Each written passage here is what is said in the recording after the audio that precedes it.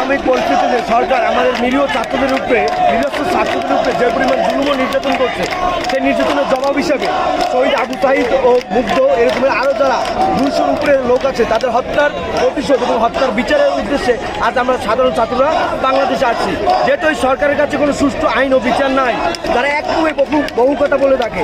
একবার বলে তোমাদের উপর কোনো আন্দোলন করা হবে না, একবার বলে পুলিশ দিয়ে হয়রানি করা হবে না।